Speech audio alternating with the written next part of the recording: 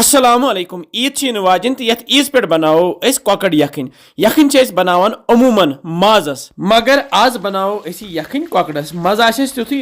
वाजवानस मन खेवान तो अत मज करो खास मसाल इस्तेमाल यम सत्य मजदार तक पक्यो करो शुरू बाजर ओनमुत कॉकड़ यह अल पल 2 किलो कॉकड़ तो छलित छुकित न्यू मे ताय मज आब तो आबस मज त्रो मे यह कॉकड़ तो त्रोमस लेद्र चमचे तो यह थो बह गैसस पे यह तव तो अत कॉकड़स दिमो लेद्रे आबस मज फकर यीतिस कालस कॉकड़स फकर लगे तीस कालस करो दोद तैयार मे नी बड़िस बानस मज यह जाम दोद दी मे 2 लीटर तो अत त्रो मे फुट ठूल ऊर बे त्रोमस नून चमचे मे गर जैतून तील तो अम मज त्रे मे अत 2 चमचे ठूल त्रो बे तील अम सत फटान कह तुम हेक्यू अमे बगैर ती बनित मगर यह ट्रिक मे नी दुध छूम तो अमे दुध दिम बह ये असल पे छक तो कोशिश गन दुध गरकुई गरकिस दुधस मीठ यखन बनान कॉकड़स तो लोग फकर तो अत फैन बह यह आब तो थवन बह साइडस कुन यपर थो मे यह बान गैसस पे तो लागो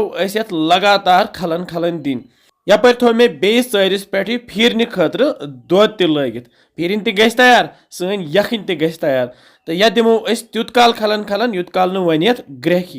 यह पेवान हेस कर नत फटान यह त्रो दुध तो बे तील अम फटन कह मगर एहतियातन दिमो यथ खलन खलन तो वन हेचन यथ ग्रह तुम वुचान यह वन ग्रकान तो तल थो गैस लोत तो लथ पे लागो वन तैयार कर यपर तिलस मज कॉकड़ तलान युत काल कॉकड़ तलने यह तुत काल बनाओ मसाल मे त्रे न्यामि मज कह रोहन फल बे अदरक प्यूत तो रोहन फल त्रो हना ज्यादा पहम तो अमे पत अत पेस्ट बन त्रो ये दुधस सती त्रो ये कह मसाल बह त्रो ये बदान पाउडर 1 चमचे बे त्रोस यह दानवल पाउडर 1 चमचे बे मे प्लेटस पे निमित बे कह मसाल यथ मज खोपर खंच कह दालचीन खंड बे खोपर पाउडर बे मर्च फल कह बे बड़ आल 2 बे कह सब्ज आल बे रंग फल कह तो यम सारी मसाल त्रोक बह ये दुधस सती तो अम पे त्रो बह यह गेव चमचे रलावन बह ये दुधस सती अम सत मज़ गसान तो हेक्यू गेव बगैर त बन बे त्रो बह यह होख पुदन पाउडर ये गरकुई कशुर पुदन अत मे पाउडर थमज बन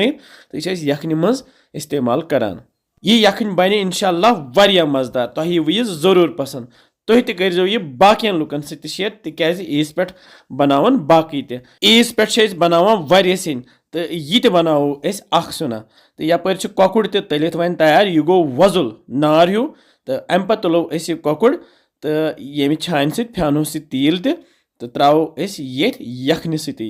अगर माज आने दुत माजस फकर अमे पत त्रो फकर लगित ये दुधस सती तो बनो माज यखन मे तुल अमे तिल मज तिल चमचे तो यह त्रो मे पे तो लागो वन रलावन तो वन पूर पे कसन मतलब यह गि पूर पे वन पाकन यून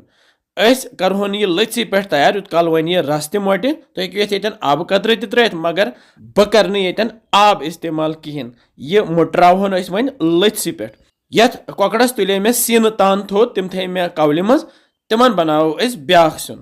तो यखन वन तैयार वुच यह मोटे वन तो बे बने यह शुबदार तो इंशाअल्लाह आसत मज़ तुम बनजो यह जरूरी यखन बनावन कलाकारी तो अत मन सब्र थवन जरूरी तो ये तुम सब्र थो ये आराम सान बनयु यह बन मज़ेदार तो वमेद तुह तह अजिच यखन पसंद आम लेखान तुम कत पे वुचान सान वीडियोज बिहु रबस हवाल।